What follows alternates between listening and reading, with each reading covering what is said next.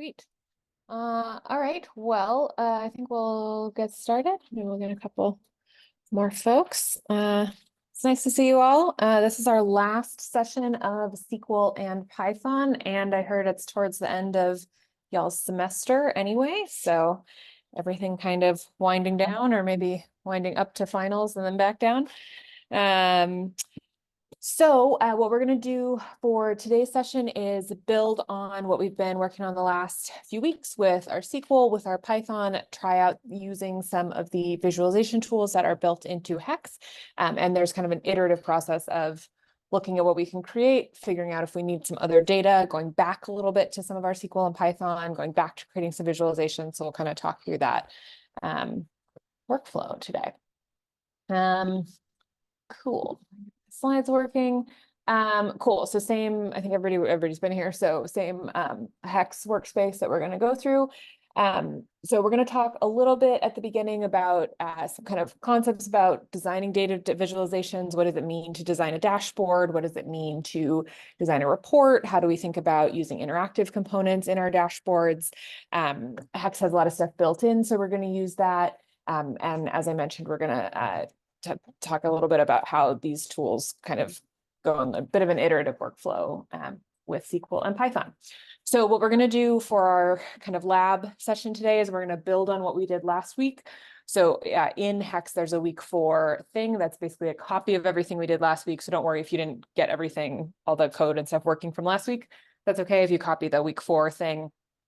It's got all that code already in there for you. And then we'll sort of build on that to practice our visualization stuff today. Cool. All right. So let's talk about dashboards. Were any of you, who all was here for the Excel dashboards? Okay, 2 of you. Okay. So this will be a quick refresher. So basically what we're trying to do with a dashboard, which is one of the most common, probably the most common data visualization task that you'll have, is to give people more information in one of 3 forms. So you're either going to be providing details, trying to prompt some sort of action, encourage some type of action, or answer some type of specific question. Okay, so these are dashboards created in other software tools. This is Power BI. This is Salesforce. There's all kinds of tools out there like this, Tableau, others. They're all very similar. Most of these have like drag and drop editors. So if you know how to use one, it's pretty easy to use any other. You can also get free versions of other software if you want to just like play around with some of the dashboard tools. But they're all pretty similar.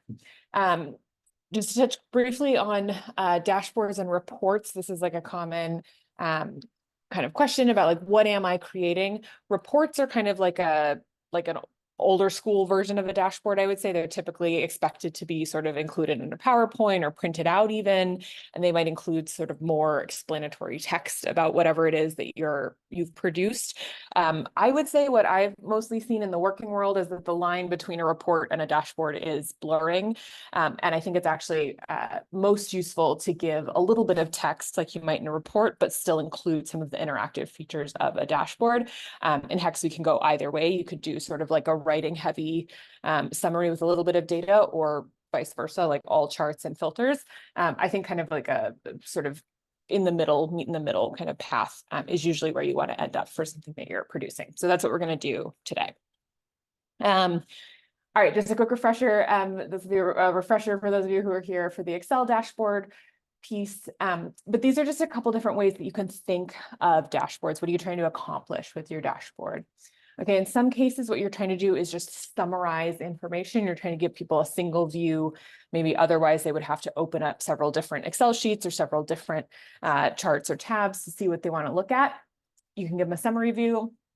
Action dashboards. These are ones you see in everyday life that are like red, yellow, green, color coded. Usually they're trying to prompt some sort of, hey, we're trying to make everything show up green on here. If there's stuff that's red, that means you need to take an action, right?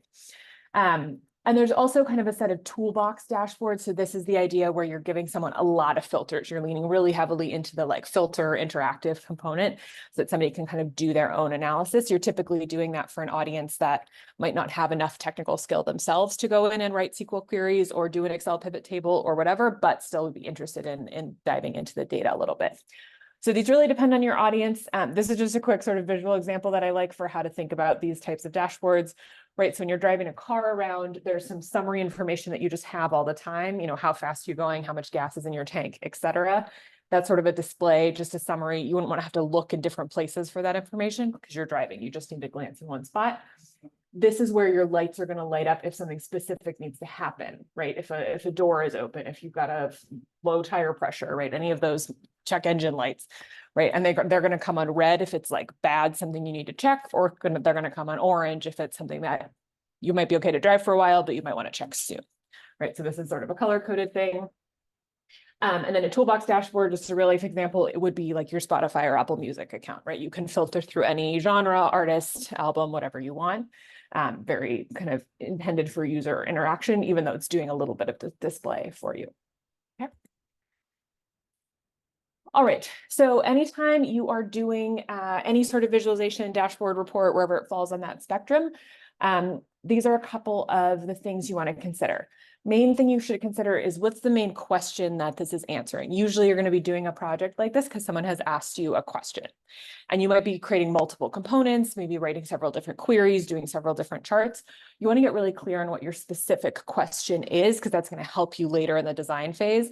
If you don't have one specific question, you're going to find yourself creating like 8 different charts just to like show every possible angle, and they might not all be necessary for what you're trying to show. And from a communication perspective, if you're like smothering people in 8 charts, they're not going to know which are the 2 most important and relevant to the question.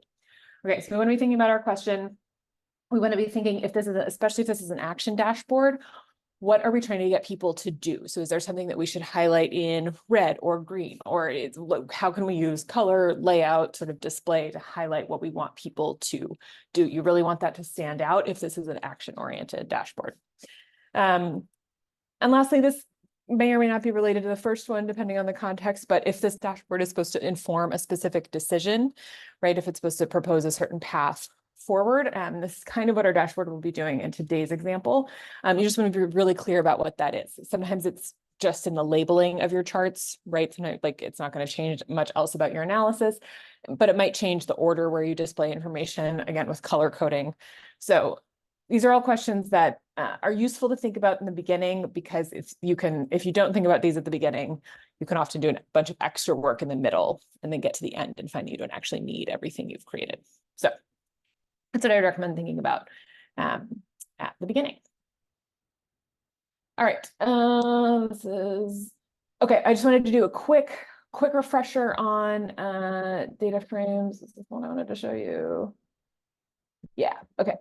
All right, so just a quick refresher on data frames, right? We can grab our column of our data frame by name in our square brackets, okay? And then we can create a new column by putting our new column name in our brackets in quotes and doing whatever operation we need to do with our columns. All right, we're doing a little bit of SQL and a little bit of Python today as we kind of go through our process. All right, everybody was here last week, so we know about data frames. All right, so if you want to go to Hex, there should be a week 4 template in there for you. Go ahead and create a copy of that. And let me explain how this is going to work. So what we're going to do this week, we're, like I said, kind of picking up from last week's project, and we're basically going to add some visualizations to our results from last week. Okay. So what I did is I took last week's projects and I included all the code that we wrote in class last week. So make sure you copy this week 4 thing. And there's already a bunch of code in here. So you'll see, like, this is all the same as last week, but I've got the code in here. So what you should do is make yourself a copy of this and then hit the run all button at the top. And what that's going to do is run all the existing code and populate our existing data frames. So all the data frames, all the data modeling work that we did last week. Okay. So you should hit run all and then make sure that you see some data frames here. I left all the text from last week just as a refresher, but you don't need to read it again. It's all the same. What you should do once you hit run and once you make sure you see your data frames is you should scroll down close to the bottom where you see skip to here for week 4 or something. I wrote something like that. Scroll. Okay, week 4, skip down to here. All right, so once you run everything, check that your data frames, you should come down to here. And this is where we're going to start working through some practice visualizations. Any questions about dashboards and stuff before we get into this? Okay, cool. Last thing I'll say before we get into kind of clicking around and doing our charts is what I mentioned before in our dashboard point of view. Right, so what questions should this dashboard answer? What action should be taken? What decisions should this inform? So just to touch on that, I'm going to go back to our initial prompt and scroll back up to the top. So as we talked about last week in this project, we are a marketing intern at a major retailer. We're launching this new line of shoes. We're trying to figure out, of all the marketing campaigns that we've done, which campaigns are working the best? Where do we want to continue spending our budget? How do we want to allocate our budget across these campaigns? Okay, so that's what we're thinking. We're trying to get our analysis to the marketing director to recommend a budgeting strategy. Okay, so that's going to be kind of the mental frame that's going to be driving all of the charts and stuff that we're going to create. Make sense? Yeah. When I did all access to cells, the app couldn't successfully run top to bottom for pieces. Ah, okay, interesting. There might just be some blank ones in there. Can you see which ones are? It says cell 23 and 25, and here it's written. Oh, that's fine. Yeah. Those are variables we haven't made yet, so that's totally fine. Yeah. Sorry about that. Yes. Yeah. Those are just in the text. It's picking them up as variables because they can merge into the text. Sweet. Okay. Cool. So similar to last week, we're going to kind of work through this document together. So I'm going to scroll again past the week 3 stuff, and everybody should scroll down to week 4, skip down to here. Okay. So first thing that we're going to do is try out Hex's just sort of built-in chart maker. So again, this is going to be similar if you've used other visualization tools, similar to building a chart in Excel. All right. So when you go to add a cell, you can add one right below here. You'll see in our visualization section, these 4 options: chart, table, display, map, and single value. We're going to be talking about these 3 today. It's a little bit less common to have latitude, longitude data, but if you are working with geo data, it does have some nice built-in map features where you can do dots on a map, things like that. All right, but you want to hit chart, and we're basically going to play around with this. So anytime you create a visualization cell, first thing you're going to do is choose which data frame to pull from. Okay, and this is why it's so great that we did all of our data modeling work last week. We're going to pick our data frame for this one. We're going to use campaigns 2. And if I look at my data browser real quick, just to refresh myself on what that is, that's showing us for each of our campaigns. This is where we did all the modeling to figure out the website visits, the total purchases, the per campaign spend, the CPV, which is our cost per visit, and our ROAS, our return on ad spend. Okay. So this is the data model that we made last week. When you create a chart, it's going to prompt you to choose a data frame, and you're going to go ahead and grab campaigns 2, which is that one that we built last week. All right, it's going to do some thinking. It's going to maybe set some defaults for you. So it's going to pick something for an x-axis, pick something for a y-axis, and then you can edit from here. Okay. So just to get a feel for how this works, we're going to kind of change some of this stuff around. So under type, this is where you can change to different types of charts. Let me scroll down so we can see all of these. So these options should look pretty similar to you if you've ever made a chart in Excel or any other viz tool. For the purposes of practice, I'm going to pick our stacked bar chart. Okay. I set our y-axis to our UTM campaign. That's actually what it already did. So I can see my UTM campaigns here. And then I'm going to change my x-axis to cost per visit. You guys can do this along with me as well, just so you get some practice kind of clicking around in here. Okay. All right. So what am I trying to show? What am I trying to show here? So for each of my campaigns, which one had my, in this case, cost per visit is the metric I want to minimize, right? I want to spend the least amount of money to get the most amount of visits to my website. So I want to be sort of showing which of these has my lowest cost per visit. Okay. So in order to do that, I'm going to sort. Right now, you'll see it's sorting ascending. So it's sorting ascending on my y-axis, which just means it's alphabetical by my campaign name, which isn't that helpful. Under the sort, you can ask it to sort by your x-axis, which in this case is our CPV. That's the thing we want to sort by. And it'll do the ordering thing for us, which is great. I want to highlight my lowest cost per visit at the top. So I'm going to do ascending for this one. I want my lowest at the top. All right. From here, a couple other little things I can do. I can do color, so kind of color coding by whichever column I want. I'm going to do color code by vendor. And this is going to do some really nice, this is super clean, right? It's going to give me a little legend and then show me which vendor each of these campaigns is coming from. So I'm getting a quick visual already. Okay, looks like my Facebook ads and my podcast ads are doing my lowest cost per visit. Seeing my other ones at this higher value. Okay.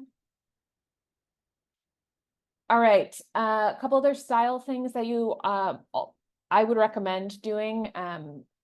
Depends on how complicated your total dashboard is getting, but in general, some stuff I would recommend doing is turning on your data labels. So data labels are going to look something like this. If on a scatter chart, it would be like labeling each dot or whatever. I generally recommend turning these on unless your final product is really like visually busy. It's nice to really give people some clear numbers up front. And same thing here with your formatting. I would always recommend making sure your numbers are in the right units. Okay, so for example, on our x-axis, this is dollar values. Okay, but right now it's just showing up as numbers. Let's get that over here. Right now it's just showing up as numbers. So under my x-axis, so I'm under style, under x-axis, I can do my format. And I can do this just like I could do in my data tables. I can set it to currency, which is great. This is always a good visual, even if you're like, yeah, my readers will know that it's currency. They might conceptually know, but it's always a good visual to have your dollar sign or whatever here. Just to keep everybody on the same page. Okay. All right, a couple other things I can do. I can change my axis labels. I always recommend making sure these are clear. UTM campaign, that's a pretty clear label. If I wanted to get like even clearer, I could call this campaign name instead, just to clean it up a little bit. Okay, and you'll notice on your x-axis, it's saying sum of CPV, okay? It's saying sum because our little built-in thing in Hex here is going to do some summarization for us. So we can give it a little bit more raw data than we did, and it would group for us by our UTM campaign. Now, if you remember when we made campaigns 2 last week, which you may not remember, but that's okay. I'm going to scroll back up to where we created it. We actually already did the summarization by campaign, right? When we wrote our initial thing, we already did group by UTM campaign and vendor. So we actually only have 1 row per campaign. So even though its default in our chart is to do sum, it's only doing the sum of 1 row per each campaign. So it's basically just our value. But if we hadn't done that group by before, if we had given it our more raw data, which you're welcome to try later, you can still have it do the x-axis by campaign name, and it'll do some basic summarization for you.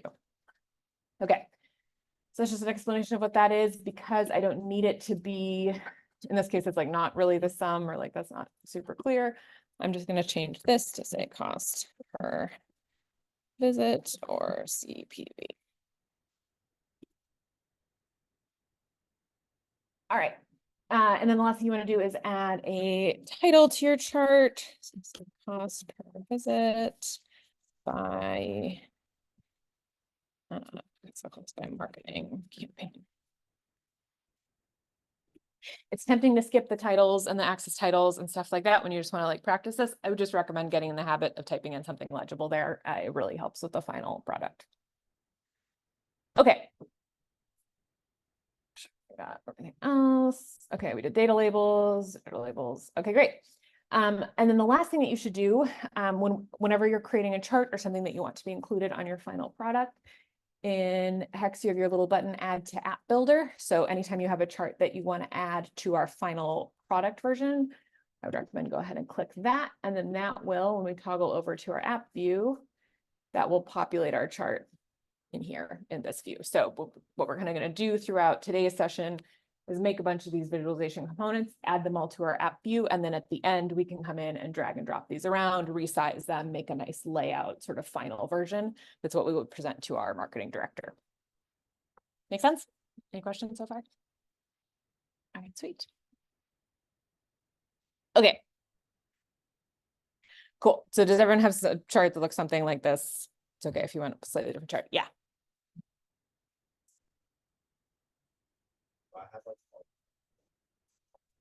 Okay, cool. So for ordering, our ordering is going to be under y-axis where it says sort. So ascending and descending are going to sort by our y-axis, which in this case is our campaign names. But if you want to sort by our CPV value, you want to choose one of the x-axis sort options. And that'll sort by, in this case, since we want cost per visit as a metric, we want it to be lower. I'm going to choose ascending, so my lower ones are at the top. Does that get you what you?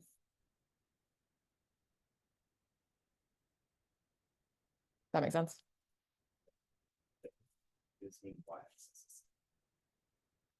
Okay, then you might want to check, do you have CPV selected as your x-axis value?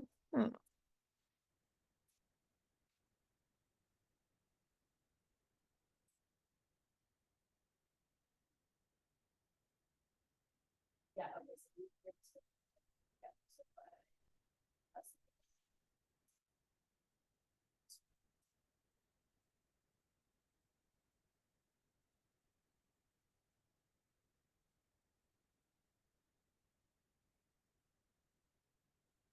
Oh, I think you're doing a column, you have stack columns, stack bar, so let's do stack bar.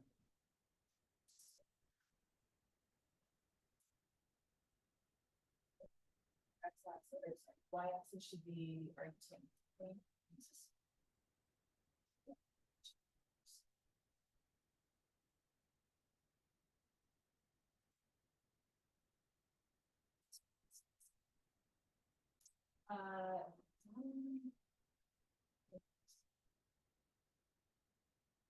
Yeah, I don't think we need that because we're not doing the collection level time. Okay. Yeah, you're good. Okay, cool. All right, so does this seem familiar? If you guys made charts and other kind of softwares before, this seems kind of familiar. Okay, great. Cool. All right, let's get a little bit more into it. Okay, so a very common thing that you're going to do with a dashboard is you're going to want to be able to highlight a single value. So maybe a total or a max, total sales this quarter or an average value or something like that. Being able to highlight a single value is a pretty common thing you're going to want to do in a dashboard. Actually, I skipped this earlier, but so this is the dashboard that we're going to sort of get to at the end of class. So we're going to get to a few different components, some single values like this. This is what I mean when I'm talking about a single value. We just made one of these charts. We'll make another one a little bit later. We're going to do a budget table, and then we're going to do some interactive filtering components. Okay, so this is kind of what we're getting to. So next thing we're going to do is our single value. All right. So what we want to do, we did this chart, which is showing our cost per visit breakdown by campaign. Now we want to do our average cost per visit as a single value. The reason that we want to do that when we're looking here is we want to give our viewer kind of a good mental picture of when I'm looking at this chart, what's sort of my anchor point? What should I be looking, am I looking for things that are, say, more or less than $4? That kind of seems to be our break point here, for example. So it's good in general when you're giving someone a chart with a lot of points or a lot of bars, a lot of columns. You want to either include like a line on your chart or a single value, something to give people something to anchor around. Okay, so they sort of know, are these considered very high, or is this like our normal level and all the rest of these are low? Like, what are you trying to convey? So in this case, what we want to do is give them an average so we can tell what is above and below average values. Okay. All right, so to get a single value in hex, first what we got to do is actually summarize our data down, okay? So to do that, this is another case where we're going to be making a Python cell to do a quick summarization of our data, and then we're going to use that to feed our single value component. Okay, so to do this a little bit backwards, I'm going to show you first, when we add a visualization, we add a single value. It's going to come up blank, and it's going to ask you to choose an input. Okay, these are all tables, so we could, if we wanted, choose a specific row from a specific table, but we don't want to show just one row from one table. We want to show the average of the total. Okay, so above my single value component, I'm going to put in a Python cell, and I'm going to grab the average of our CPV column. All right, does anyone remember how to get an average from a column?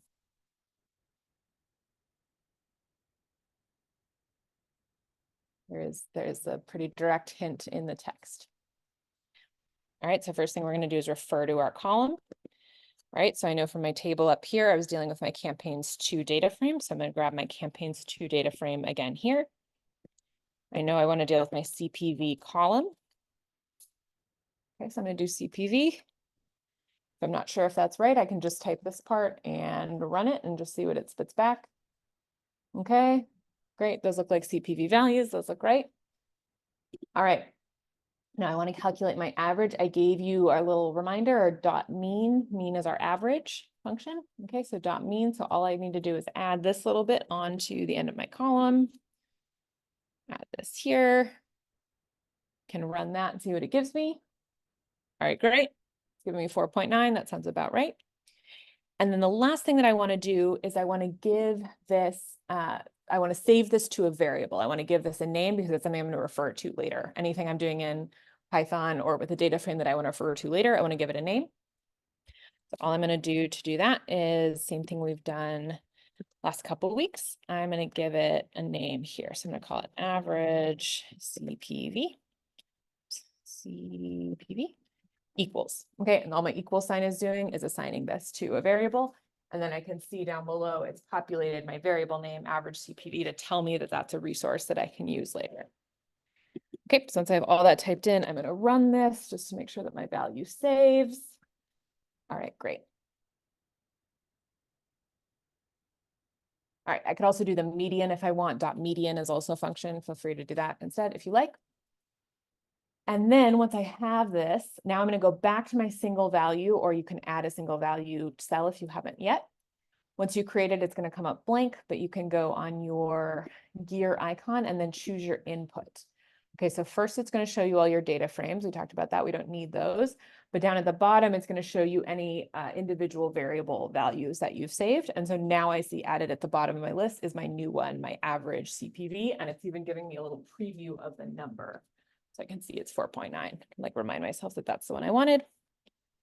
So I'm going to click that. That number is going to show up in my cell. Pretty great. Like everything else, I would recommend formatting it in the correct unit. So under format, this is a cost per visit, it's currency. So I'm going to change this to currency. And then lastly, I'm going to give it a title. So I'm going to say average cost per visit. Like that. Okay. And I think so now I should have my average value and my little title popping up there. Okay.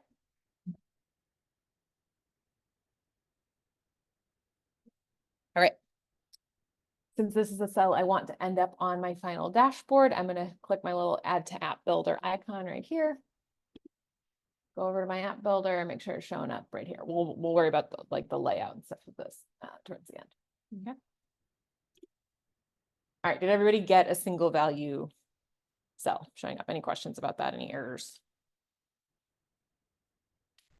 Okay, cool. All right. Okay, next thing we're going to do, as we saw in our sort of goal dashboard, so now we've got one of our charts, one of our single cells. Now we're going to work on our table view. This is sort of the other like most common dashboard type component will be a table view. Okay, so this one's going to be pretty simple. We're going to go to add a visualization cell, but this time we're going to choose our table display. And we're just going to do a simple visualization of our total spend data frame. So if I go look at my data browser, just to remind myself what that is, it's really very simple. It's just for each vendor, how much did we spend? Okay, because I'm sending this to my marketing director who's using it to make budget decisions. I want to include some information about our total budget, what was actually spent, right? So I'm going to come in here when I add my table display cell. First thing it asks me is to choose a data frame. All right, so I'm going to choose my data frame. Going to think for a second, and it's going to pop up with this. Great. A couple quick things I'm going to do. As always, I'm going to format this as a dollar amount, so I'm going to change it to currency. You can also do some other little adjustments if you like. You can turn the row numbers off. Also turn these little icons off, stuff like that. So up to you. You can do a little bit of changing that around. And I'm going to add this also to my app. So table is like pretty simple. It's like basically a query that we already wrote. So the table is super easy. Go to my app view of this one. All right, great. Now I've got like a simple table. All right, anybody have any issues getting the table to show up? Should be pretty straightforward. Yeah. Issues or question. Sure. Like, what's the difference currency and long currency and financial? Is there any situation where you?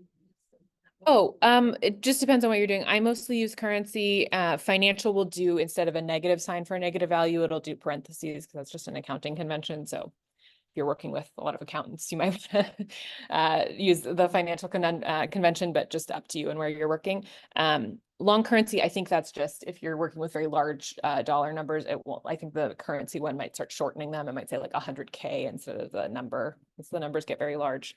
But just something you might want to play around with if you're doing a lot of financial data. Great. Okay.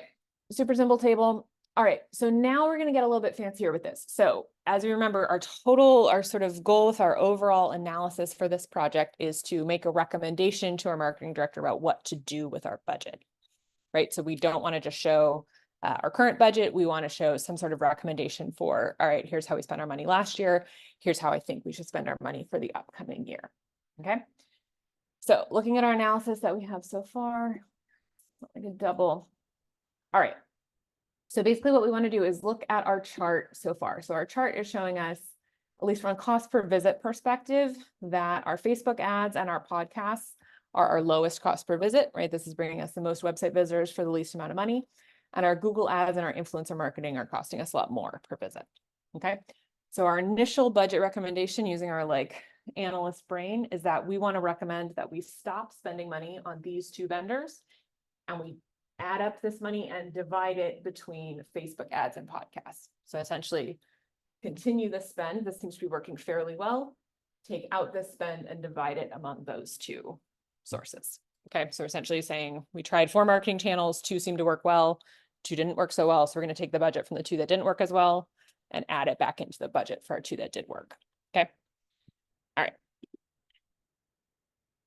Okay, so what we're going to do is use a little bit of Python and a little bit of SQL to figure out what our recommended budget is, to do that math that I just mentioned, right? So add up the budget that we don't want to spend on those 2 channels and add it into our 2 channels. Okay, so first thing I'm going to need is a Python cell.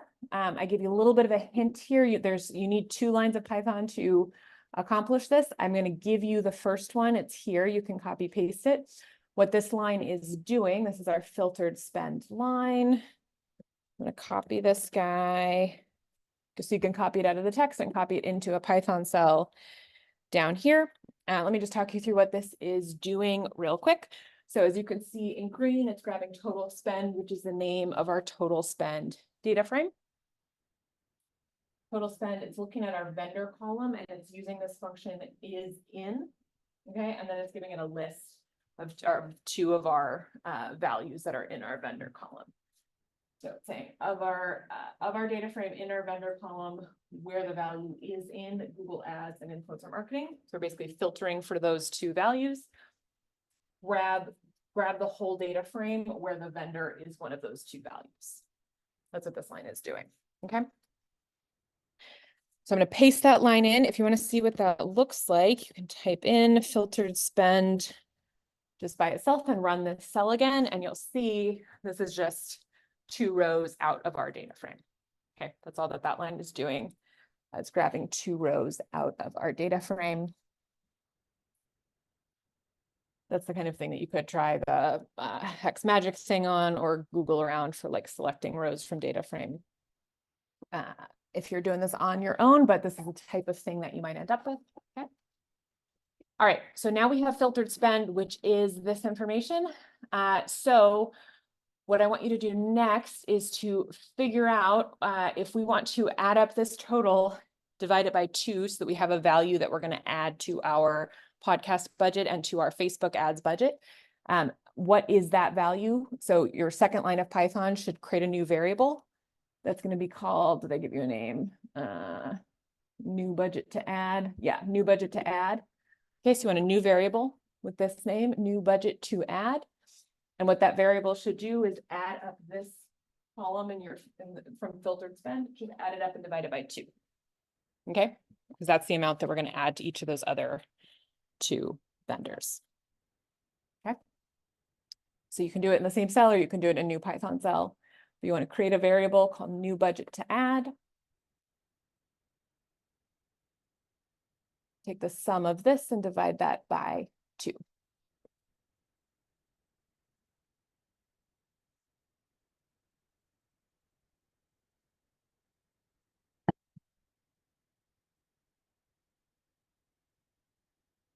Don't remember how to take the sum, you're in luck because we just took the average of a column up here. And it's extremely similar to dot mean, but instead of mean, it is sum. Okay, that's how you would summarize your column.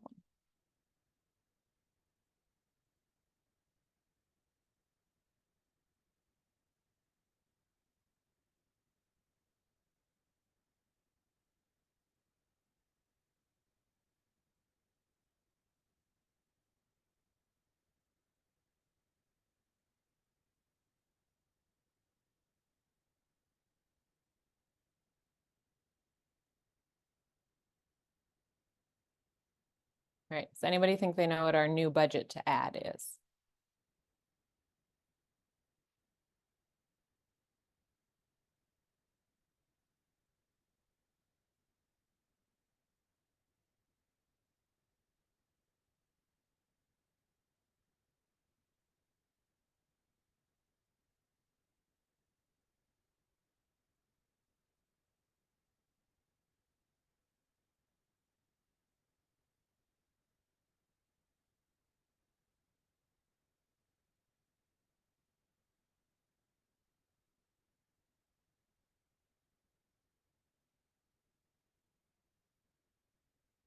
Anybody got an idea how we got our new budget to add?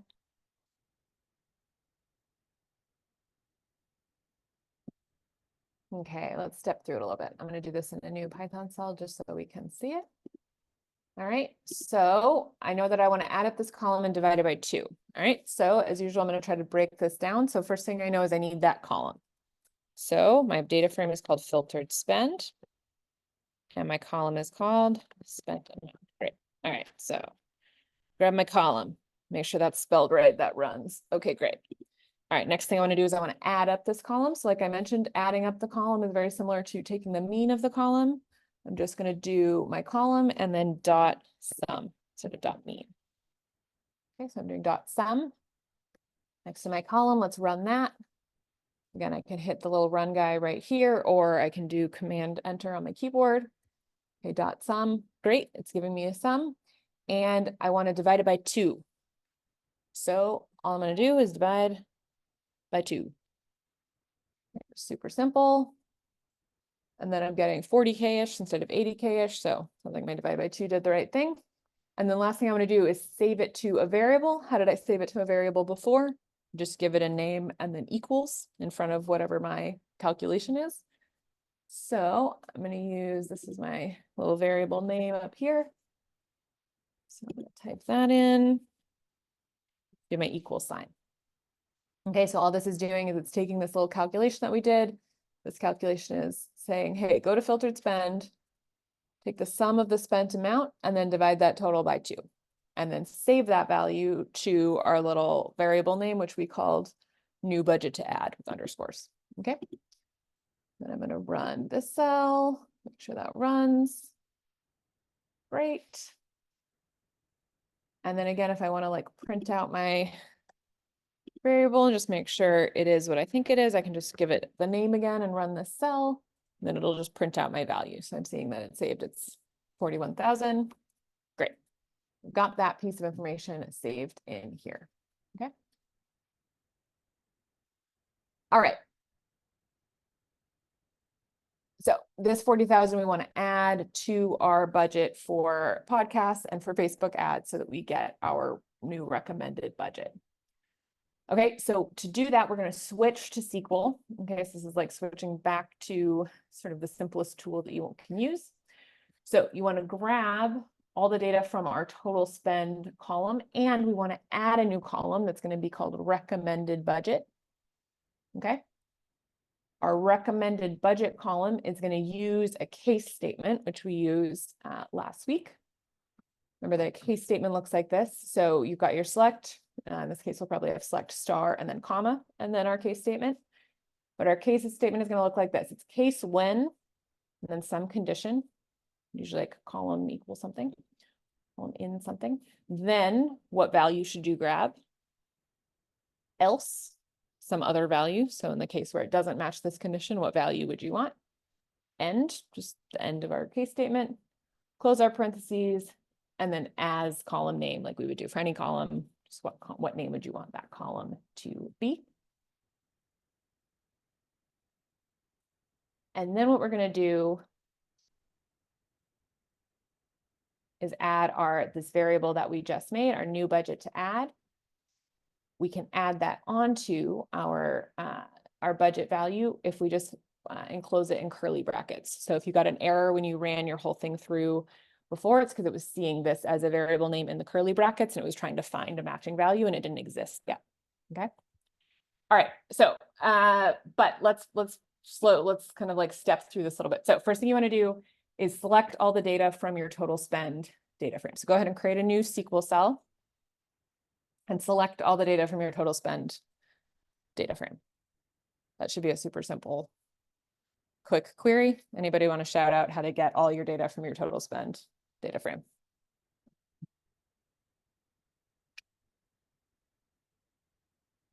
Yeah. Beautiful. All right, select star from total spend. Fantastic. I'm gonna hit Command Enter, just run that. Great. All right, this is the same table that we did up here when we did our table view. Okay, that's all this little table cell is really doing is just select star from. Okay. All right, but I want to add my column for recommended budget. Okay, which I'm going to do with my case statement. So I've got select star. I want to add another column, so I'm going to do a comma. And then I'm going to add a case statement. I'm going to copy paste this as my little format. Okay. I'm going to copy paste this down here. All right. Okay. So what is my proposed budget? My proposed budget just conceptually is for Facebook and podcasts. I want to take this amount and then add that new variable that we made, add that 40K, right? That I saved in my new budget to add. And then for the others, I want the budget to be 0. Right. So for my ones that are Facebook and podcasts, I want it to be the spent amount plus my variable. And for these other two, my Google and influencer, I want those to be 0 in my new column. Okay. So my condition is going to look at my vendor column. So I'm going to say case when vendor. Okay, that's the column I want to look at. And what condition am I looking for? In this case, I'm going to say I want my vendor to equal Google Ads. Okay. Then what do I want it to do? I want it to take the spent amount.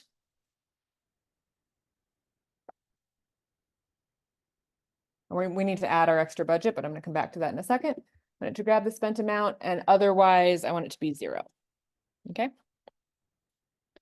Let's just run that real quick and see if that works so far. Okay, great. So this is sort of a partial step towards what I want. So I've got my new column. I left it as new column name. That's not great. Let me rename it to proposed budget. All right, and it's saying if the vendor is Google Ads, then spend the same amount as last year. Otherwise, spend 0. Okay. Now that's not quite right, because what I actually want is if it's Google Ads or podcasts, right? Those are my two. Are those my two that were working? Go check my chart. Podcasts or Facebook ads. Facebook ads are the two that I want. Okay, so I got that wrong. All right. Come down here. All right, so when the vendor is Facebook ads,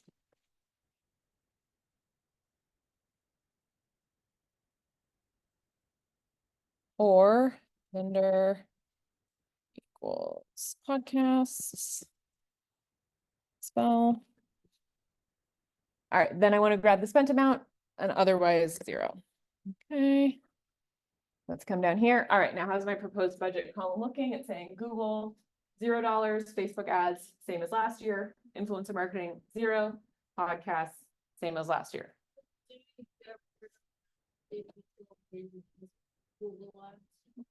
Sorry, say that again. We get this SQL cell where we did this for Google Ads. Yeah, so we're kind of like iterating on this query. We're editing it as we go. So you can just edit that one to say Facebook ads. Okay. All right. So I'm getting pretty close, but I still need to add on my additional budget, right? Because right now it's just saying to spend the same as last year. I haven't reallocated my extra budget. So this is where we get our kind of like secret weapon, which is the curly brackets. So the curly brackets are going to let us refer to this variable that we just made and add it on to our spent amount in our new column. Okay, so I'm going to do plus and the new budget to add in my curly brackets. Copy that from here. And I'm going to say then spent amount plus my new budget. All right, so if it's Facebook or podcast, get the amount we spent last year, grab that variable that we just made, otherwise 0. And let's run that and see what that looks like. Okay, great. Now we can see that the Facebook ads are about 40K more than last year. Podcast ads are about 40K more than last year, and those other two are still 0. Okay, now the reason that you need the curly brackets is if you don't put our curly brackets, just for demonstration, I take those off of our new budget to add, I'm going to get this error, which says that new budget to add is not found. Okay, if it's not in the brackets, that means it's going to look for it in our SQL data frame. That's the only place it's going to look. The curly brackets are telling it that it can look further beyond just the individual data frame that we're in. It can look for variables that we've saved elsewhere in our document. And so that's what's going to tell it that it can go and grab that and resolve that error. Okay. Sometimes to make these readable, I just do in like a new line with then, but that's just totally up to you. Sometimes this can get kind of long. Okay, any questions about what this query is doing? All right, what's your error say?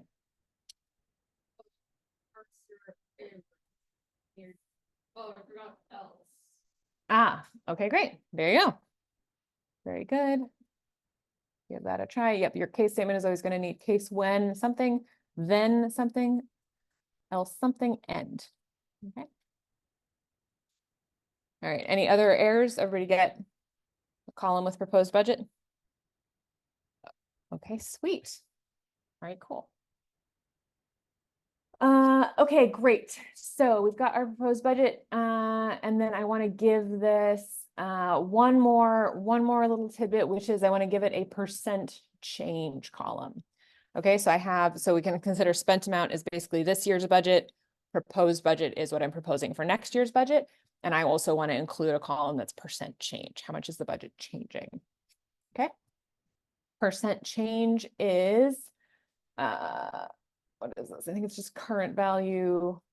What is it? New is the new value minus our current value divided by our current value. Okay, so I'm going to add a column here. I'm going to call it percent change.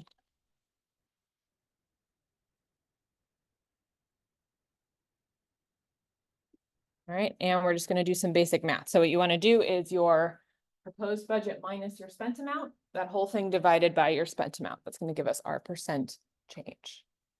Okay. Proposed minus spent divided by spent should be our new column. What are the two values in budget? Facebook ads and podcasts. What are the two? What do you mean? What are the values? This column is showing what we spent last year, and this column is showing what we're recommending to spend this year, how many dollars we're recommending to spend on each of those channels. All right, so just to show our math here, our proposed budget minus our spent amount, whole thing divided by our spent amount. All right, great. This will give us a percent change. Okay. All right, so see that my spending that went down to 0, that's a negative 100% change, right? That means because our whole spend has gone away. Our Facebook ad spending a little bit more than doubled, so that's 108% sort of change in our spend. And then our podcasting spend went up 83%, right? Because it a little bit less than doubled. Make sense? Okay. All right. So then anytime you're making a data frame like this, what you're going to do is want to give it a name so you know how to refer back to it. All right, so I'm just going to give this a name. Let's call this whole thing proposed budget. Hit enter. Anytime you rename it, you want to rerun your cell. I'm going to rerun my cell, and then I'm going to check that it showed up in my data browser. All right, so vendor spent amount, proposed budget, percent change. Right? And then I'm going to add a table display cell for it. Okay, so we did a very simple table display cell up here just for total spend. We're going to do that again with our proposed budget. So I'm going to add a visualization. I'm going to add a table display. Great. It usually will default to just whatever your most recent data frame is. If it doesn't do that, you can just change it right here to proposed budget. And then I'm going to do a little bit of my cleanup, my formatting cleanup here. So spent amount is a dollar amount. So I'm going to change the format to currency. Proposed budget is also a dollar amount. So I'm going to change that to currency. And then my percent change is a percentage. So I'm going to change that to a percent right here. And that'll do some nice rounding of the numbers and all of that. All right, then I'm going to turn off my row numbers, turn off my little icons just to clean up this view a little bit. And that's totally optional. All right, and the last thing that I'm going to do here is a little bit of conditional formatting. So if you were here for Excel class, you might remember conditional formatting. That's where we're going to add some logic rules that are going to tell us what color the cell should be. This is a super common thing in data visualizations, especially for table view, although you can also do it on charts and stuff like that. But you want to give people a quick sort of, if they just glance at it really fast, what kind of thresholds are they looking at? Okay, so for something like this, all I want to highlight is which ones I'm proposing increase spend versus decrease spend, okay? So under format, you'll get this conditional formatting pop-up. And for me, the only column I want to format is my percent change column. So I'm going to select, you can either do all columns, all except a column, or only a column. Okay, so I'm going to do only percent change. And then I can set some rules. Okay, so I'm going to set if it's greater than 0, I want it to be green. And if it's less than or equal to 0, I want it to be red, because that would indicate spend going down. Anything greater than 0 means spend is going up. Okay, so I'm going to say greater than 0. I can type in a number here, and then I can change my color. So you'll notice it only gives 4 color options. This is because to our earlier point about an action-oriented dashboard, these are the types of colors you would use for sort of encouraging action. And then you can add a second rule. Okay, so greater than 0, I want to be green to say increase spend. And then I'm going to say less than or equal to 0 is going to be red. Okay, pretty simple. Save that. It'll think for a second, and then it's going to highlight. All right, so now I can really easily see at a glance, these 2 in red are spend going down, these 2 in green are spend going up. Any questions about the conditional formatting? Speaking, should have to do with the condition formatting rules. Yes, so down at the bottom of your table display cell, you should get a little format button like this. This will give your pop-up. You want to do, in this case, we only want to do 1 column. So you want to say only, and then select the name of your column. Yeah, if you do it for all columns, then it'll also color the data or the dollar amounts. Sweet. If I wanted to do different coloring on my dollar amounts, I could also add a whole nother rule and say on my dollar amounts, I want to do something else. You can like get fancy with the logic as much as you need. Yeah. Yeah, so you're going to click on your column header, and then under format, it'll let you pick a number format. Yeah. Yeah, and you can also do different, if you were doing a different currency, if it was euro or something, you can change the currency. other options in there as well. Right, but percent is often the most helpful one. All right. All right, and then once I've got my table looking pretty close to how I want it, again, I'm going to do my add to app builder view and just go make sure that it shows up in my app builder. So I'm starting to kind of collect my components together for my dashboard. Okay. All right. Okay. Next thing we're going to do is, so the final dashboard that we're trying to get to is something like this. So we've got our average CPV. We've got our chart by cost per visit by campaign. You're now going to do very similarly for ROAS. Okay, so ROAS was our other marketing metric from last week, which is return on ad spend. So I want you to try creating a chart for ROAS that's going to look very similar to our CPV. You can try switching and do a column or do a line chart or a scatter, you can do a different chart type if you like. Just to give it a try, the formatting on this one is up to you, but you do want to make sure it's color coded by vendor. Okay, so you should still have your 4 colors by vendor, whatever chart format that you choose. Okay, so go ahead and add a chart component, do your ROAS chart, and you want to follow sort of, you can check the same list of stuff that we looked at for our CPV chart. Just to go back up to that for a second. So make sure you're grabbing the right X and Y axis, make sure you're doing a color choice by vendor, and then make sure you've got your labeling and access titles, your chart title, all of that set to something that makes sense.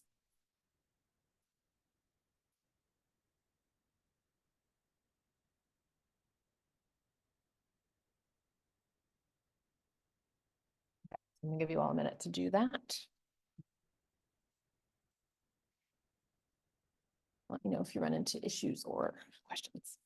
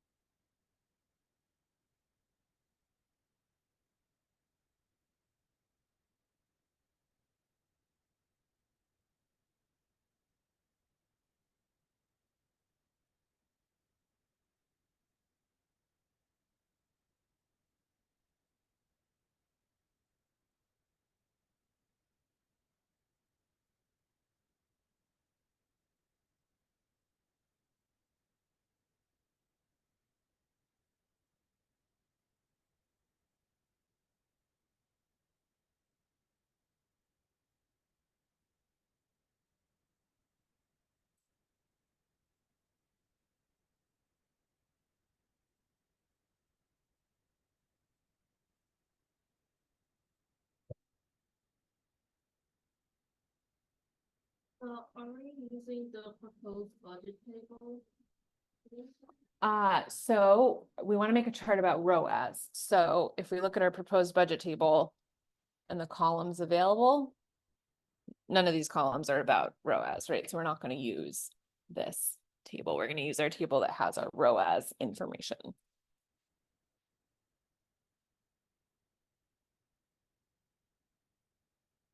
We created our CPV chart. We used campaigns 2. So if I go back to campaigns 2 and look at my columns, vendor visits, total purchases, per campaign spend, CPV, and ROAS is here.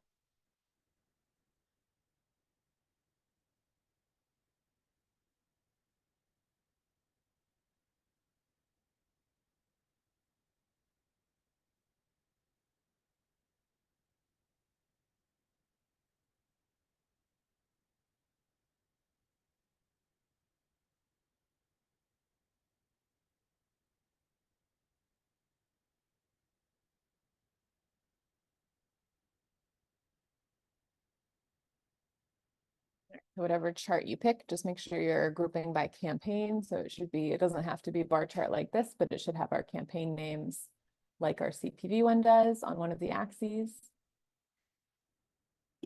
And then your metric should be ROAS instead of CPV.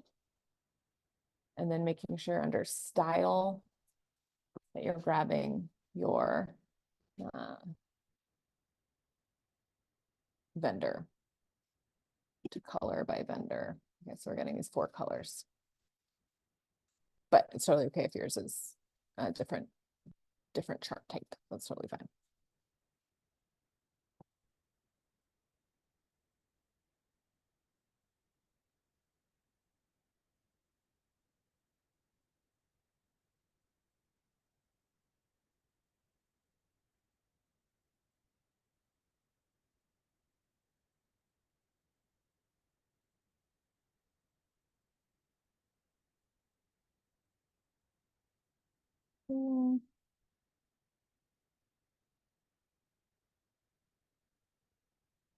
How are charts going? Everybody got a chart? Yes, anybody having trouble getting a chart up and running? All right, sweet. And I just realized there's somebody to copy this instead of doing this in our main templates. I'm gonna do that now. Okay. All right. Down to where we were. And everything that we have so far. Okay. All right, back down to this. There's our chart. Okay. Sweet. This is our budget. Blah, blah, blah.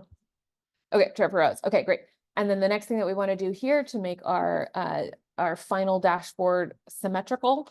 So same thing for our ROAS chart as we did for our CPV. We want to give people a mental point to anchor around. So we also want to do a cell showing our average ROAS. Okay, so the same way that we did our average CPV, which is up here, we did a Python cell.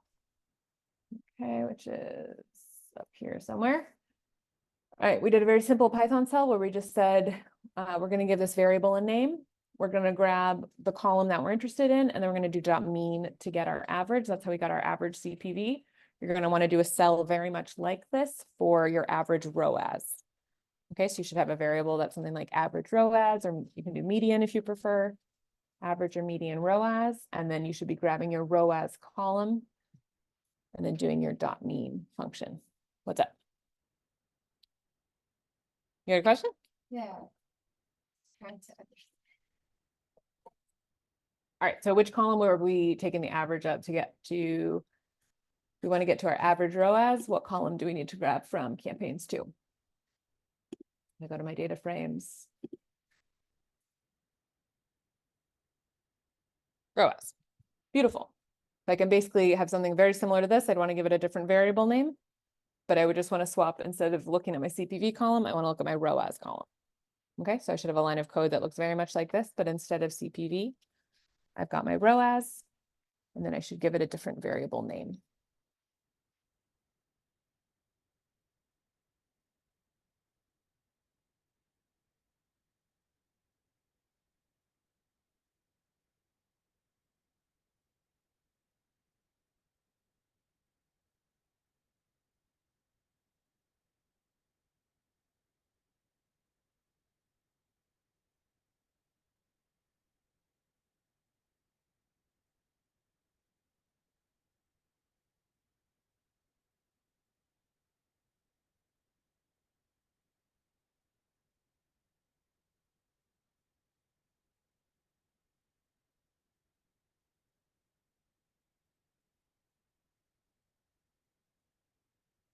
All right, anybody got an average ROAS working? Yeah, what you got?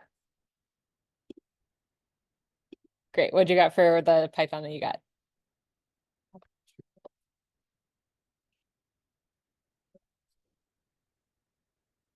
Perfect. Campaigns 2, yep, that's my data frame, brackets, ROAS. That's my column that I'm grabbing, and then doing my same calculation, .mean. All right, check that that worked. Type in my variable name again, just to print it out. 1.9 something, great. All right, and then to add this to my single value cell, I'm going to go back to my visualization, single value, my little gear, and grab my average ROAS, which will show up in my options now that I've saved it as a name. Return on ad spend is a dollar thing, so I want to give it my currency, and then I'm going to say average return on ad spend. Depending on your audience, if your audience definitely knows all your abbreviations, totally fine to have abbreviations. If you're going to be sharing your final visualization with somebody who might not know what all these metrics stand for, be good practice to just spell them out, at least at the top. All right, so I've got my single value, and then since I know I want this on my final dashboard, I'm going to add it to my app builder. Just make sure that it shows up on here somewhere. Great, mine's here. It's okay if yours is further down. We'll deal with layout a little bit later. Okay, everybody got a single value for ROAS. Sweet.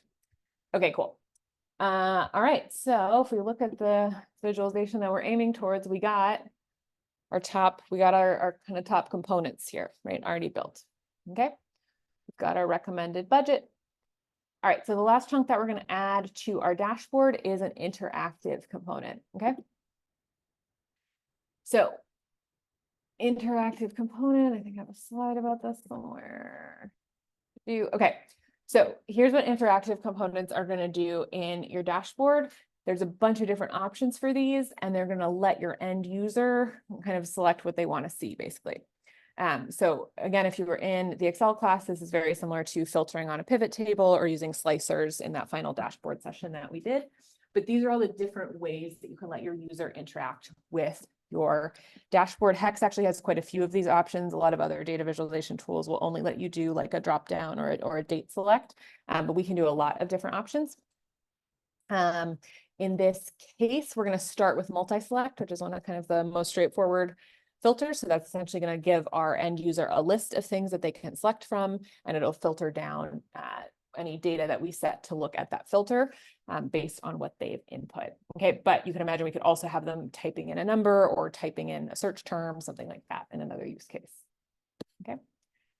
So for the purposes of this example, what we're going to do is build a little filter module like this, okay, where they can select a campaign from the list or select whichever campaigns they want to look at specifically, and then see a chart with just information about the campaigns that they've selected. Okay, so this is just a pretty simple one to kind of get a feel for how this works. All right. So here's how that looks in Hex. So I'll go back to my notebook. All right. Back down to my old section down here. Oh, I'm kind of angry about this. Oh, that's my missing variable. That's okay. Okay. All right, great. So cool. So when you go to add, this is the one sort of section of these that we haven't really interacted with yet. This is our inputs section. So these are our options. So in this case, we're going to give people a multi-select option. All right. When you set these up, you want to give people a label of what they should be inputting. So in this case, my instruction to my user is going to be select campaigns. Okay, it's just something simple, what they should, you see these on like web forms all the time. What should they be selecting or choosing? Move it, select campaigns. Then you'll see I have two options. I can give it a static or dynamic list. Okay, static would be if I were going to type in a bunch of options. I'd recommend not using that because the whole point of using a tool like Hex is that I don't have to retype stuff. I can just pull it from my existing data source. Okay, so I'm going to switch my values to dynamic on my input cell. And then I'm going to choose from a list of, surprise, surprise, my data frames. Okay, so I could choose any of my data frames. In this case, I'm going to be having them filter around on my campaigns data. So the data source that I'm going to give them for a list of all the campaigns is just going to be my campaign name column from my existing data frame. Those are names that I know my end user is going to know. They're going to know what the launch VIP campaign is versus launch video versus whatever. So I'm going to pick a column that they'll know. So I'll go to that data frame, and then I'll choose that column. Okay, so I'm essentially just telling my little filter that when you give somebody options in this little field, I want you to give them all the possible campaign values from our campaign data frame. That's what I'm telling it here, okay, under dynamic. All right, once I set that, I can sort of click out of it, and then I can click into this box to sort of test how it works. And you'll see it gives me 13 options, which are all 13 of the campaigns in my thing. So I can select a couple of these just to see how this looks. Cool. All right, great. I've got a couple of examples. Now you'll see that I labeled my little sort of user prompt as select campaigns. So it's created for me select campaigns, which is this little sort of container of information. It's basically a variable that's storing what is selected in this menu. And that's going to change based on what I, the user, am clicking around in. Okay. All right. So the next thing that we're going to do is we're going to make a SQL query, or we're going to filter on this output. Okay. So our SQL query is going to grab everything from campaigns 2, select star from campaigns 2. That's a query we've seen a whole bunch of times in this class. All right. And then we're going to add a where statement that says where our campaign name, our UTM campaign, where UTM campaign in, right? We did this with a list before where it's in a list of things. And then we're going to give it in our curly brackets, our select campaigns. Okay, so what this query is conceptually saying is grab everything from campaigns 2 where the campaign name is selected in this cell. Okay, that's what's going to connect it to the dynamic piece, because I selected 5 campaigns here, right, before I've done any of the SQL stuff. But if I go back up to the chart we made before, this chart's not reacting to that filter. This chart is unconnected to my filter that I made down here. All right, so we're going to write some SQL that will allow us to connect our chart. Okay, so in this case, I've given you a little cheat code. I've given you the SQL here. All right, because it's got our curly brackets. So I'm going to grab this whole bit. Select this and then run that. Okay, once I run this, I can see that of the 5 I've selected here, it's just giving me the 5 rows. Even though I know campaigns 2 has more rows than that, it's just giving me the ones that match the names that I picked. Okay. Now just a quick sort of aside about what this is doing. So we've seen before a simpler version of this where I might see something like where campaign name is in, and I would just give it strings directly. We did this, I think, last week. So if I just type in some strings here in this list and then run it, it'll grab any row where the campaign name matches the strings that are in these parentheses. So when I'm plugging in my little piece with the curly brackets, which is right here, I'm just saying, I'm not going to type these in for you, right? I'm telling, all right, Hex, I'm not going to type these values in for you. Go and look at the select campaigns thing and grab them. All right, so it's doing our variable in our little curly brackets. We have this line, this sort of pipe, this is what this character is called often, pipe array, just to tell it that it's a list. That's just a little hex convention. Yeah.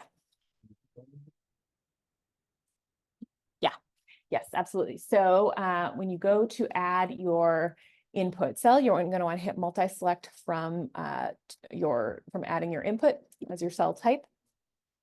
Once you have that, you're going to want to go on your gear icon to sort of do your little configuration. So you want to give it a label. I might select campaigns. And then most importantly, you want to pick dynamic down here. Dynamic is what will allow you to grab from any of your data frames. And then the information that you're going to want to give it is within your campaigns 2 data frame, the campaign names, which are in our UTM campaigns column. So you should get a list in this first pop-up of all your possible data frames here. You should see something like that. You can grab campaigns 2 and then, oh no, I lost it. And then within campaigns 2, it should give you a list of these 7 columns, and you should grab the campaign name one to be UTM campaign.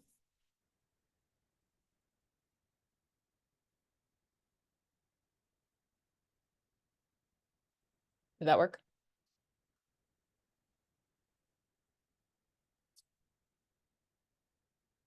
Nice. Okay, cool. And then once you have the cell set up, just go ahead and like click into it and make sure you can select a couple things. Okay, sweet. All right. Okay. Did everybody get, okay, and then now that I've switched this back to my brackets, I'm going to run this again so that it goes up and updates based on what I've selected here. And now that I have this query created, I'm going to go back up to my multi-select and change this. I'm going to uncheck this one, recheck this one, click out of it. And then I'll see that Hex is going to auto rerun this cell and it's going to update based on the things that I changed. Okay, makes sense. So that because I have my curly brackets, it's linked my filter cell to my SQL query, and it's going to update. Like if I take this one out and click out of it, it's going to think for a second and it's going to update. Everybody have this connection working, clicking on our filter, changing our table. Sweet. Okay. Fantastic. So once you have this query working, you should give it a name. So in this case, whew, touchpad's a little sticky. Okay, I'm going to give this one a name. I'm going to call this filtered campaigns. Okay, to remind myself that this is the one that's connected to my filter. Whenever you rename it, you got to click run again, just to make sure it like connects to its new name. All right.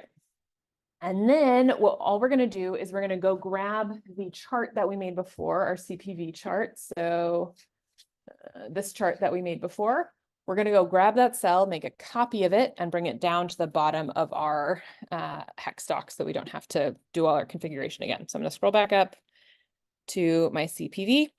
I'm going to use the ... on the side to duplicate my cell. Okay, so on any cell you can duplicate. So I've scrolled back up to my CPV chart. I've done the ... on the side, and I'm going to do duplicate.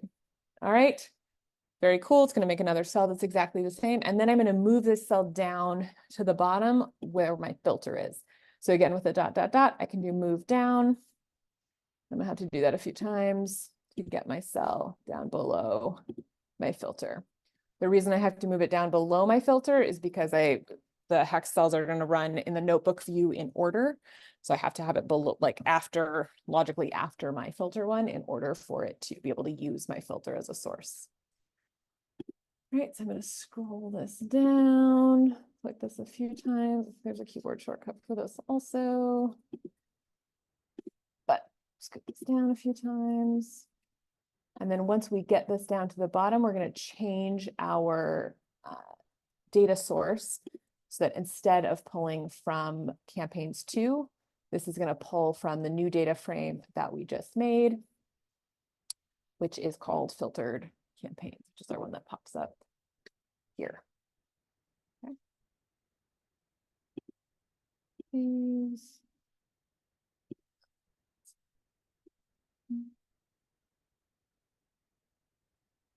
So up to you if it's more work to click move down a bunch of times or to just remake a new chart cell. Up to you. Yeah. You can, yes. My thing's a little sticky, so I did not. But yes, you totally, if you can get the drag and drop to work, you totally can. Sweet. All right. So once you have it just anywhere below your filtered campaigns query that we just made, you can come down here and then change your data source from campaigns to filtered campaigns. It's going to think for a second, and now it's going to be your same chart configuration, but it's going to have just these rows from your query. And now when you update your multi-select, let's add launch giveaway, click out of it. Both these downstream cells are going to automatically reload. And now launch giveaway is going to be added also in my chart. Okay, because my query auto updated because I'm using my sort of variable reference. I've got my curly brackets referencing my my multi-select. And then my chart, I made a copy so that I could change my data source to be that filtered campaigns, to be this data frame. And once I've done that, then all of this is going to change based on my filter. All right. Okay, so when I add this to, or when I'm showing this to my end user, the end user doesn't need to know that it's like filtering through this query, right? They don't need to know that this query is sort of happening. All they want to know is, can I make some selections? Can I interact with the dashboard? So I'm going to add my multi-select to my dashboard. So I'm going to add it to my app builder. And then I'm also going to add my chart, my filtered chart to my app builder. Adding the filtered campaigns to the app builder. So that's what I was just saying. So you're not going to add this because your end user doesn't need to know this. Your end user just needs this. And this is going to run in the background in the notebook view to make this connection happen. But no, your end user doesn't need to know this. Okay, so then if I hop over to my app view, scroll down, I see this guy, I see my chart, and I can do some more tests.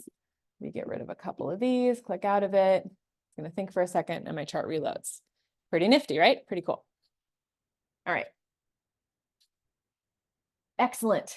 Okay, so that's kind of a basic version of user interaction. For this one, we're mostly dealing with lists, so I think that made the most sense. But for your notebook view, for your input cells, you can pick a bunch of other options, right? So you have date, you have a drop down if you just wanted to give them a single select instead of a multi-select. You could let them pick numbers, any of the checkbox if it was maybe filtering by something that's true or false, any of that. So just kind of a few different options you could imagine, different ways you might want your end user to be able to filter. Okay. Sweet. All right. Angry about my variable name. Okay. Cool. So we've got just about all of our components put together. Okay. So next thing we're going to do is just a little bit of layout. All right, so just some general recommendations about laying out your dashboard. In general, you want to put the most summarized view at the top and then let them scroll down to more detail down below. So a few sort of eye-catching things at the beginning and more detail as you go down. A couple other recommendations I would make. Context is super helpful. I would recommend, Hex is great for this, that you can add text blocks. So anywhere in your cells, when you go to add a cell, you can add either markdown or just plain text. Markdown is what I tend to type in for these instructions because you can add little bullet points and stuff like that. Plain text is also totally fine. You can add blocks of text and you can add any of those to your dashboards. You can see in my sample one that I made, I added a little block of text that says filtering. Use this section to filter. So I'm giving just a little bit of instructions, tiny bit of context to my end user. You'd be shocked at how much like tiny little sentences like this help a lot with people absorbing your final product. So whenever you're doing your layout, if there's sort of a logically separate section, I encourage you to just put a little like header or piece of text in between so that people can follow along what's happening. Okay. In general, you want to be lining up related information either in the same sort of visual row or visual column. So either up, down, or horizontal. Just so the eye can make a connection. I just did a very simple, there's many different ways you could do this. But since I'm showing two sort of average values, I put those next to each other so that the eye can see that like, oh, these are sort of the same metric. These charts, again, are both breaking down by campaign. So they're like sort of the same breakdown. So I made them the same height, put them in the same row, just to sort of tie that information together visually. Especially in any of these kind of dashboarding tools, I would encourage you to not leave a ton of blank space. That is in part because people are going to have different screen sizes that they're looking at this with. So even if you have your chart just on one side and it looks big enough to you, somebody might be reading it on a smaller screen. And so it's helpful if you can kind of zoom it or have it take up all the space that you're given in the settings, that regardless of what screen someone's looking at, it'll take up the whole space. And then the last thing is in our app mode, and this is why this is so great for sort of having a separate like logic that you're working out versus end product that you're showing to your user. The cells in your app view can be in any order. So these guys, I actually made these single value cells after I made these charts in my notebook view, but here I can drag and drop them to whatever view. So in our app side, the visual design is totally separated from the order that my cells have to run. It doesn't change them in our notebook view to like drag and drop them around. So you can just go total visual design on this part and it doesn't like break any of the code that you just wrote. Does that make sense? Okay, sweet. Cool. All right, so if you want to give this a try just to get the hang of it. So what you want to do now is hop over to your app builder. You should have all of your dashboard related cells in your app builder, but you probably have a bunch of other stuff like all these annoying instructions that I wrote for this class. So you can remove the instructions. If you click on any cell in the app view, you get your same little sort of quilt type icon here, and you can remove anything just by clicking on that. And then everything else is drag and drop. So I can drag my single values maybe together if I want to do the same layout. You can also pick your own. If you want to lay it out differently than I did, that's totally fine. I can make any of these larger or smaller. I can just kind of drag. It's going to give me some like guidelines that I can use to line things up. It also has a nice little auto spacer feature. So if stuff's in the same row, I can say distribute my elements and it'll sort of auto set them to equally divide up the space. Okay. So go ahead and take a minute and kind of drag and drop your stuff or your charts around so you get to kind of a final dashboard type of view. Again, you can remove all of these instruction ones from our app view. And if you're still getting any errors, you should just be able to hit run all in your notebook, and that those should resolve now that we've got all our variables made.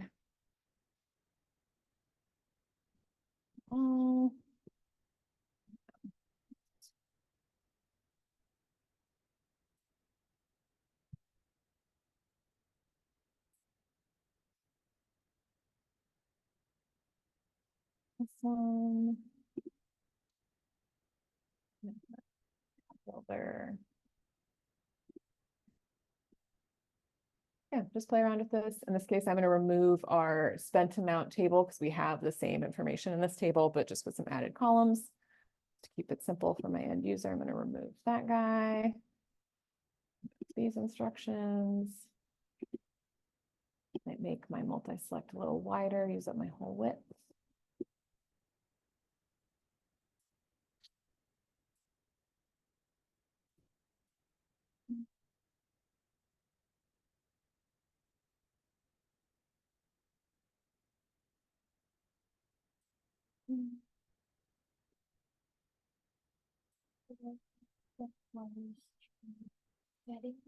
Yeah, absolutely.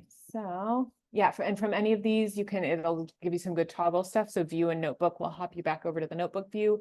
A lot of them it'll still give you your gear icon and you can just pop open edit right here and get your little configuration.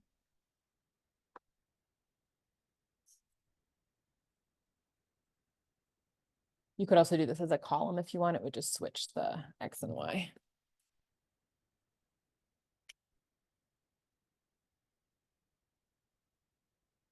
Okay, so go ahead and drag and drop your thing around. Maybe try adding a little block of text with instructions for the filter. Any other questions about specific cells? Everybody get everything to show up that you want? Sweet. How do you make your numbers showing at the end? Yes, great. This is a style thing. I like to turn this on for a lot of my charts. It's under the style options. And then if you come down and do data labels, by default, this is off, but you can turn it on. Yeah. And then you can pick, I usually like to go outside the thing. I find them a little hard to read when they're inside, but that's just personal preference. Cool. All right. So yeah, so same with any of these cells, you could come in and hit your gear icon and if you want to adjust the label, you can do it from this view. Cool. All right, great. I still left a bunch of my cells down here, but this is roughly what I want my dashboard to look like. Also in the table view, I can change my column widths as well. So you can adjust those if you like. Get my data browser out of here. So if I wanted these to go all the way across, I can make these a little bigger. Totally up to you. Okay, cool. All right. That's layout. You can get a lot deeper into layout. There's whole kind of like psychology of like how people absorb information. There's a lot of good info on the internet about this. In general, kind of like less is more with layout. So if you're making a layout and you're feeling like, oh man, how am I going to cram in these like 9 charts? Probably that's not a layout problem. That's you should have fewer charts in your dashboard problem. So if you're feeling like you're trying to cram a lot of stuff in, I would go back to your initial question, which is, what decision is this dashboard trying to inform? What action am I trying to get people to take? What sort of decision maker is going to be looking at this? Go back to that question, and usually you can narrow down. Some of your charts are just kind of like extra summary usually. Okay, we talked about, so everything that we did with the charts, right? Hex Magic can also make charts. So you could say, make me a chart by campaign name of CPV, see what it spits out. Same deal that we did before. All right, a couple last notes about, well, I'll show you this in Hex, but again, these apply to any tool that you're using. This can kind of be an afterthought, but you do want to think about your kind of publishing and sharing settings anytime you're making something like this. So most tools have a way to set your published version. You good? All right, cool. Have a way to set your published version as different from your draft. Okay, so in Hex, once we have our project working, I have my publish button up here. I can hit my publish button. And what this is going to do is this is going to look at everything I have. It's going to let me set a version name. I usually set something simple like V1 for my initial publish, and then I can hit publish. What this is going to do is when I share this app view with people, this is the view that they'll see is this moment I hit publish. But if I then am going to keep working on this, if I'm going to keep adding some more SQL queries, working on some charts in my draft mode, they won't see any of that. They'll have access to this. I can make edits in my notebook view, and they won't see any of those edits until I hit publish again. So this is kind of like a version control, sort of a good data practices. This is the sort of thing that can save you from like emailing 7 versions of the PowerPoint back and forth because you changed one thing, right? If you just give somebody this one link, hit publish, then they'll have this piece of like the same link information in the same place, even if you make changes. All right, so there's usually some sort of concept of publish. Beyond publish is sort of sharing and how you're setting sharing. So in Hex, you can share up here. Typically, you're going to want to share this app view with your like non-technical, sort of like your end user, your marketing director, your kind of whoever you're presenting this to. And then anyone that you're collaborating with, anyone who's like helping you write the SQL or helping you do the analysis, you'd want to make them an editor. Okay, so when you add somebody onto your view, you can search anybody's name, or you can share with the whole group, but your options for giving sharing. So I typically recommend sort of like whatever other software, this would be like a view only, might be called something different. You generally want to give them like a viewer or like viewer commenter access. This view doesn't give them that notebook view, so they can't switch and go view the SQL. That's great because if you give a non-technical person, I did this the other week, if you give a non-technical person the like viewer access where they can see the SQL, they're going to click into that and they're going to be confused at what all these SQL queries are. They're going to open notebook view. They're going to be confused and they're going to email you like, what is this? I was looking for like my quarterly report.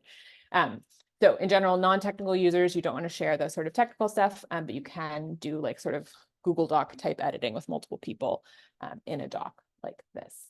Okay. Just one other note on kind of like data sharing. So a sort of typical principle in data sharing is you want to give people the least amount of access that they need to do their job. So if you're making a report about marketing, like, you want to share that with the marketing director, but maybe the IT guy doesn't need the marketing reports. You might not want to give him access, for example. That's sort of a general principle. And in general is pretty good for how you think about sharing data. When you're doing stuff like this, it might be from a data source that everybody already has access to, in which case, if everybody already has access to it, I would encourage you to just share with whoever already has access to the data in your nice sort of rolled up format. So my general point is there's sort of an argument for keeping all sort of like data outputs as private as possible to just the people that need to see them. And there's also a really valid argument for being transparent and sharing information either with your constituents or your clients or your coworkers, kind of whoever it is, especially if it's a data source that they already have access to. So if you're working with some sort of database that your whole department has access to, it would make sense to share this dashboard with your whole department. Okay, so just like a tiny bit of thought into kind of who you're sharing your data products with. All right, okay, an important last note about using these in real life. Okay, so each time you publish, you can set how often the data refreshes. This will be the wording on this can be a little different in other tools, but it's the same idea. Okay, so your dashboards in general can refresh as often as you need them to. So if you have a live streaming data source, say you work at I work at a tech company, right? So some of our data is updating live all the time, every time somebody hits download on a podcast. If I'm building a dashboard based on live data, I want to set it to refresh every time somebody looks at it, because I know that every time somebody looks at it, there will be new data. Now, my company has another database, which we update nightly, which has some more like basic, like who are all our users? What are all their, podcasts, the names of their shows, some like basic information, all the episodes, stuff like that. That stuff we're only updating nightly. We don't update that like minute by minute in our database. So if I'm building a dashboard based on that data source, I don't need to refresh it every minute somebody looks at it. I just need to refresh it once a day when my data updates overnight. In sort of all the projects we've done for this class, it's just like a static Excel or like data file that we've uploaded into text that we're pulling from. So that data is not being updated from anywhere. So in that case, you don't really need this concept of your data being refreshed. And in particular, you don't want to set your dashboard to refresh every time your user looks at it, because then it's going to reload all those queries. It's going to do like a full run and reload every time. And it's going to take like 15 seconds to load, which most people aren't used to. So you don't want to like have them sit through that if they're not, if the data is not actually refreshing. So when you go to publish your project, you go to publish, I'm going to make a tiny change. So let me publish again. Let's just select something different here. Click out of this. Okay, great. So as long as I have any change made, it'll let me go to my publish view. Okay, so this is where you can choose from your published settings. All right, so these are your general options. So this is the one I was talking about that you might want to use if you're constantly getting new data. So anytime anybody opens this dashboard, run the whole thing from scratch, run all the queries again. That's something you want to do with live data, but it's going to take like 10 or 15 seconds or however long all your queries take to run every time it loads.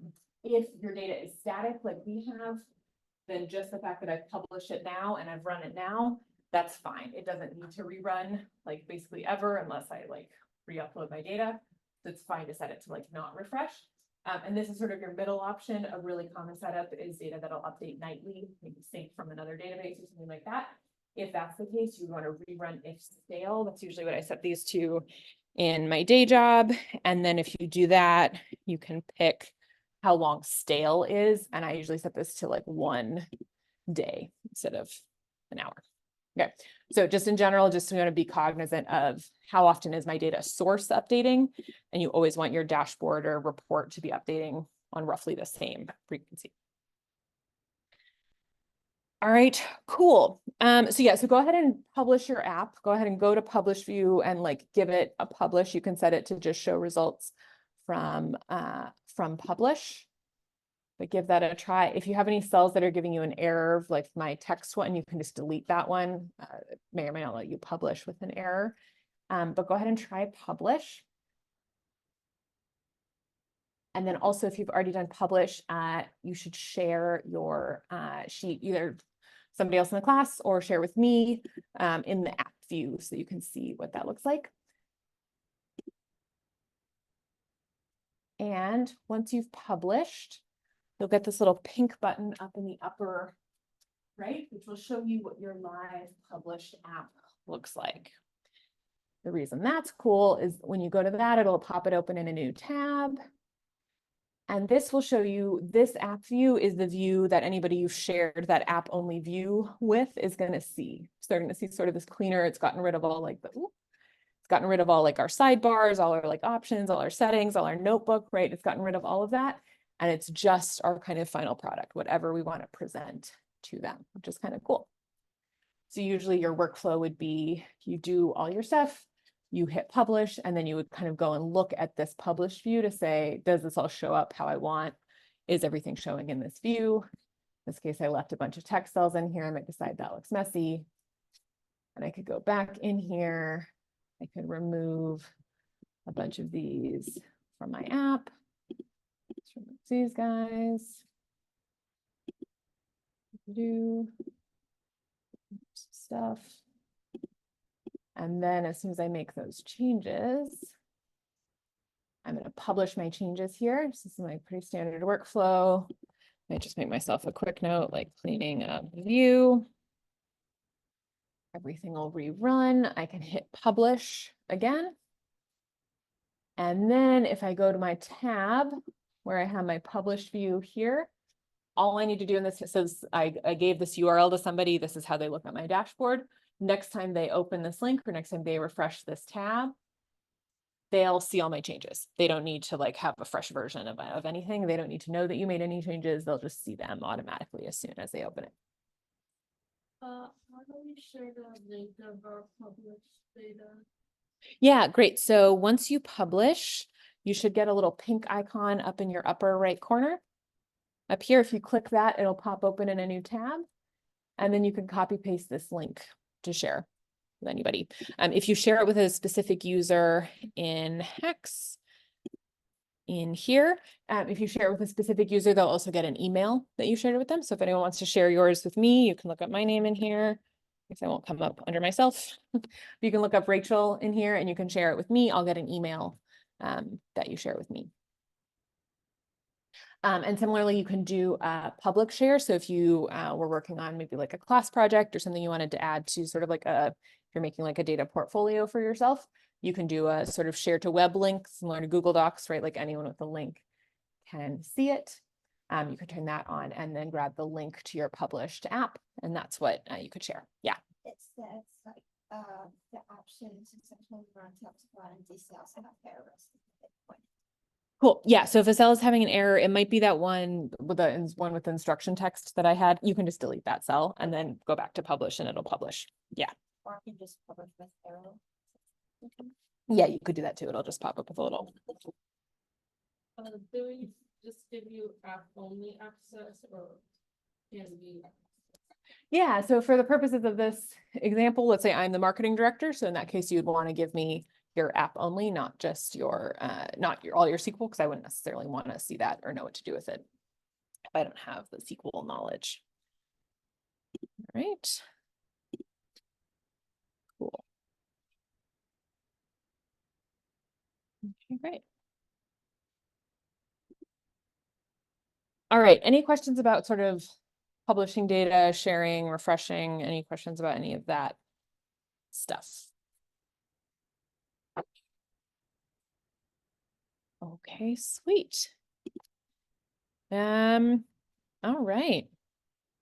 So that's kind of our dashboard sort of overview, if you will. So just to kind of recap a little bit. So when you're thinking about your visualization, you want to be thinking about what it's doing. Are we summarizing? Are we encouraging action? Are we giving people sort of exploratory tools? What is the point of view? Who is looking at this? What question are they answering? What decision are they making? We talked about charts and tables. So in general, you don't want too many charts. You want to be kind of judicious with your charts. And then anytime you're including a table, you almost always want your table to have some sort of conditional formatting that we had. So if you're going to give them like a block of information, you want your table to be pretty summarized, like not a ton of rows, and you want it to have some sort of like red, yellow, green, like clear as to why it's showing up. It's a fun typo for myself. Okay. Interactive components, right? So we did the multi-select as an example, but you want to think about when someone's looking at this data, when my intended audience is looking at my dashboard, what's going to be like the first question that they have? What's going to be like the first thing they want to drill down into? So the example that we did in this case, we only had like 13 campaigns, 12 or 13 campaigns to start with. So it might not be someone's first problem that they want to like filter down to like 4 from 13. That might not be the best filter we could have used. It might be better to go back and try a filter on maybe date range. We could say, how much did you spend in Q1 versus Q2? How do these metrics change if I filter by date, right? That's another way we could look at it. So when you're thinking about interactive components, again, less is more. You don't want to give people like 50 different things they could filter on because they won't really know how to interact with it. But you want to think about what their first follow-up question would be, and that's usually your best use of something interactive. We talked a little bit about layout, just in general, go from sort of most summarized to more specific and try to kind of use up the space and think about different screen sizes, think about just sort of visual connections between things. And then, yeah, any tool that you're using, just think about who the data is shared with, how you're kind of managing what's published versus what's your working version. Most tools have a way to do publishing, some don't. So just any change you make, your like end users will immediately see. In that case, you might want to sort of keep 2 versions or like a working version. And then, yeah, so just anytime you're using any sort of live data source, you just want to think about how often it's refreshing. You can always ask whoever like maintains the database or whatever. You can always ask them like, how often does this data refresh? They might say hourly, they might say nightly, and then you can set your dashboard to refresh at the same cadence. All right, so that is our intro to data visualization. That's all we got. Thank you so much for coming to this series a couple minutes early here. But yeah, so the Hex account that you have, that's like the Hex professional account, and you all have access to it like for the year. So you can use it for any projects that you want. You can do it, you can share with other people. I think it'll let you like share as editors even with other people with a USC email address. So if you want to like, if you're in a class and you want to like, you know, co-edit something with somebody, something like that, you can totally use this, or just for your personal practice or whatever. Yeah. Oh, and of course, projector right at the end. Yeah, so feel free to keep in touch with me on LinkedIn if you like, if you're into that. I'll hang out up here for questions, comments, feedback. We may be offering this series, it sounds like, again in the fall, to more students. So if there's stuff you thought was really helpful, stuff that you thought was not helpful about this, I would love to know that so that I could tweak it for future students. So drop me a message or come up and chat. Yeah, that's all we got. Thank you all so much. It's great having you all.